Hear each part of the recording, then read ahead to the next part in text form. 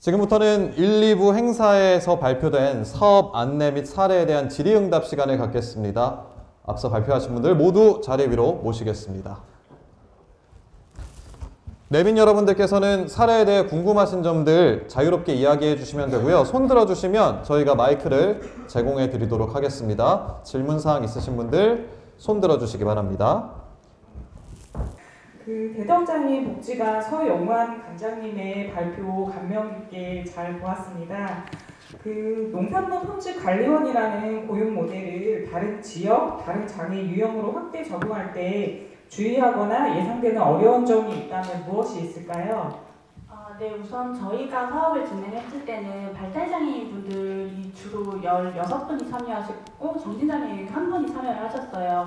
저희가 이 직무를 수행했을 때 좀 인지적인 능력이 더 괜찮은 신체적 장애인 분들이 하시면 더 좋을 것 같다는 생각도 들었는데, 저 사업체 현장의 조건상 농산물 품질 관리원 직무로 취업하신 농협공판장 이런 곳은 좀 장애인 편의시설이 잘 안 돼 있는 곳이 많았어요. 그래서 그런 장애인 편의시설이 잘 갖추어진 곳에 취업을 해야 될 것 같다는 생각이 들어서 그런 시설적인 환경이 중요할 것 같다는 생각을 하였습니다. 이상입니다. 네, 또 질문사항 있으신 분들 손 들어주시기 바랍니다. 네. 마이크 전달 좀 부탁드리겠습니다. 네, 중증장애인 고용 확대 아이디어 공모전 잘 들었고요. 제가 이제 우선 궁금한 거는 사회적 고립 예방 지킴이를 고용하는 주체가 과연 누가 돼야 되는지가 첫 번째로 궁금하고요. 그 다음에 이 좋은 아이디어를 혹시 널리 알리기 위한 방안이 있으면 얘기해 주시면 좋을 것 같습니다. 지자체의 장애인 일자리 사업 유형이 굉장히 다양한 것으로 알고 있습니다. 지자체의 공공의 일자리 사업에 사회적 고립 예방 지킴이라는 직무의 유형을 추가해서 우선 고용하는 방식으로 실시할 수 있을 것 같고, 그리고 해당 직무의 효과성이 입증된다면 권역별로 사회복지사분과 그 다음에 사회적 고립 예방 지킴이 또 공무원 등으로 구성된 팀을 구성하는 것도 생각해 보긴 했습니다. 그리고 두 번째 주신 질문에 대한 답은 제가 미처 생각하지 못했던 부분이라서 좀 더 고민이 필요할 것 같습니다. 죄송합니다. 죄송하실 건 없고 오늘부터 이제 함께 또 문의하고 알아가보는 시간이 되면 좋을 것 같습니다. 또 질문사항 있으신 분들 손 들어주시면 마이크 전달해 드리도록 하겠습니다. 저는 선도적 직업 직종 직무 개발 관련해서 발표하시는 거 잘 들었습니다. 근데 개발된 직무 개발을 하시면서 그 직무에 대한 장애 유형에 대한 언급이 없었던 것 같은데, 개발하시면서 혹시 적합한 장애 유형이 있었는지 아니면 좀 부적합한 장애 유형이 뭔지 이런 것 좀 안내해 주셨으면 바라겠습니다. 저희가 이제 6개 기업에 대한 6개 산업 부분별로 유형에 대한 것들은 각기 좀 다르기 때문에 그것들은 좀 세부 내용을 좀 전달드리면 좀 도움이 될 것 같고요.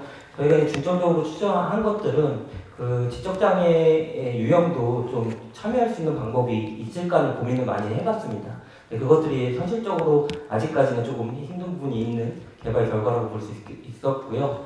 무엇보다 중요한 것들은 제가 이제 연구를 계속 하면서 중요한 것들은 여러 이해관계자들이 꼭 인식 제고를 통해서 장애인을 채용해야겠다는 것이었습니다. 다른 답변일 수는 있는데 여러 이해관계자, 기업 인사 담당자, 그리고 공단 관계자, 그리고 이렇게 저희 같은 컨설팅을 할 수 있는 직무개발 전문가들이 다 같이 모여서 직무개발을 수행한다면 더 좋은 양질의 장애인을 위한 직무개발이 더 되지 않을까 싶은 생각이 있었습니다.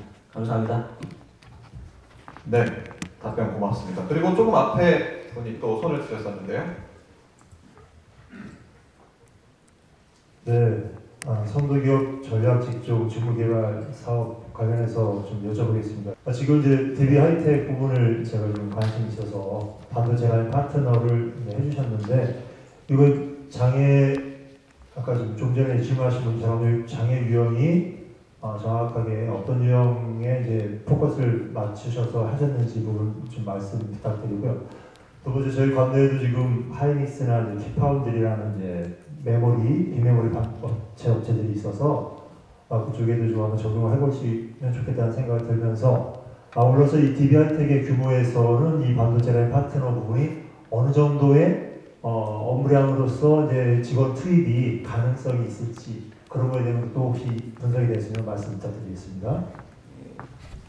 지금 반도체 라인 파트너라는 부분은 DB하이텍에서 자회사용 표준사업장을 좀 검토하고 있습니다. 그래서 자회사용 직무로 검토를 하고 있는 상황이거든요. 그래서 지금 안에 지금 방진복을 입고 공장 안에 들어가야 되는 부분이기 때문에 네, 신체적인 장애가 그죠? 방진복을 입고 그런 탈차기가 하는데 문제가 없는 어려움이 없는 장애인분으로 저희가 배치하게 될 것 같습니다. 그래서 기존 사업장하고 얘기했던 부분은 청각과 지체장애인 그리고 DB하이텍은 부천에 본사가 있고 음성에 또 다른 공장이 있습니다. 그래서 두 군데를 동시에 진행할 예정입니다.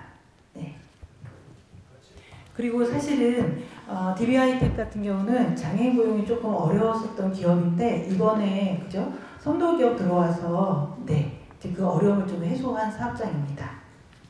그래서 한 가지 아까 제가 질문 드린 게 반도체 라인 파트너 그 직무로 업무량이 있을 거 아니에요. 1인당 얼마큼 해서 그러면 DB하이텍의 이 업무들을 전체적으로 다 배치를 한다고 했을 때는 각 몇 명 정도의 고용 효과가 가능할까라는 분석을 혹시 한 게 있는지 여쭤보는 겁니다. 지금 저희가 직무까지 도출하고 또 반도체 라인 안에서 가장 안전하게 장애인이 할 수 있는 그래서 지금 1차적으로 검토할 직무는 반도체 안에 들어가면 공장 안에는 전부 다 바코드로 인식을 하는 거라고 하시더라고요. 그래서 첫 번째 장애인 직무 난이도를 다 만들어 놓은 상황이거든요. 최초로 장애인분이 들어갔을 때는 바코드를 붙이고 또 바코드를 제거하는 그 공정부터 들어가고 장애인분들이 적응을 하신다면 조금 더 이제 난이도가 높아지는 숙련도에 따라서 다음 단계로 넘어가는 스텝으로 지금 직무를 설계해 놓은 상황입니다. 네, 그리고 이제 규모는 사실은 DB하이텍 같은 경우는 몇 명이다라는 부분은 없습니다. 사실은 이 업무를 수행할 수 있는 장애인분이 있고 저희가 제안한 직무가 맞다고 한다면 네, 생산직 직원으로 네, 늘 문은 열려져 있는 상황입니다. 그래서 몇 명이라는 제한을 두고 있지 않는 상황이에요. 그리고 자의사용 표준사업장을 검토하고 있는 상태이기 때문에 더더욱 장애인 고용이라는 부분에 대해서는 몇 명 그런 부분이 아니라 검증이 된다고 하신다면 네, 두 자릿수 이상의 장애인 고용을 창출할 예정입니다. 네. 저는 장애인 고용직무 분류 설명직에 대해서 궁금한데요. 혹시 고용직무 분류 설명지는 어디서 볼 수 있을까요? 네, 이 양이 굉장히 방대한 양이기 때문에 아마 그 책자로는 아마 기사에 뵙고 계시는 않을 것 같고요. 제가 알기로는 아마 1월 중에 그러니까 12월에 작업을 해서 1월 중에 인터넷에서 다운받을 수 있지 않을까 생각이 듭니다.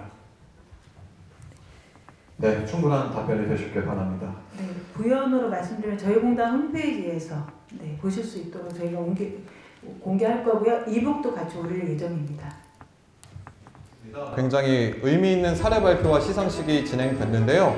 장애 특성과 유형을 고려한 다양한 직무가 개발된 것을 확인할 수 있었던 시간이었고 여러분도 저와 같은 생각, 같은 느낌을 받으셨을 거라고 생각합니다. 이상으로 2024년 직무개발 성과 공유회 마치겠습니다. 지금까지 이재희 선생님께서 고생해 주셨고요. 저는 아나운서 김진현이었습니다. 감사합니다.